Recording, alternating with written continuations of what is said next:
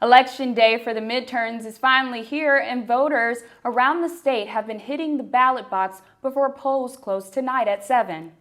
It's the last day to vote for the statewide midterm elections, but with in-person voting available this year, it's possible the election might have been decided before the start of the day. Our Finn Carlin joins us live outside Richland County voting precinct with more on today's turnout at the polls. Finn? Yeah, Bryce and Destiny, right now it's just past 4 o'clock in the afternoon, and look at this, there's almost no line here at the polling place behind me. Now, it's been that way most of the day, and state election officials mainly attribute that to early voting. Since this was the first year for in-person, no-excuse voting 2 weeks ahead of the midterms in our state, many of the ballots were already cast before the day began. But even with the shorter lines, state election officials still have high hopes for high turnout at the polls. Election day is underway. And most polling places in Richland County look just like this. No lines, no noise, nearly nobody voting inside. When David Edmond cast his ballot this morning, things looked just about the same.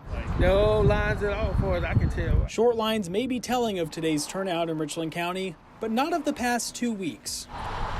Some polling places last week saw steady lines every day for early voting. John Catalano with the state's election commission says it's taken a toll on today's polls. That'll help the polling place lines today and helps, with the voter turnout being less today. Before today, most votes might have already been cast. The state election commission collected over 560,000 ballots over the last 2 weeks for early voting, and absentee voting has kept over 56,000 people away from the ballot box today. But it's not the only thing that's turned down turnout. Counties opened up more locations than ever before. More polling places have kept things quieter at precincts across the state. But despite the shorter lines, Richland County poll workers who couldn't be on camera say they've seen more people today than in recent years.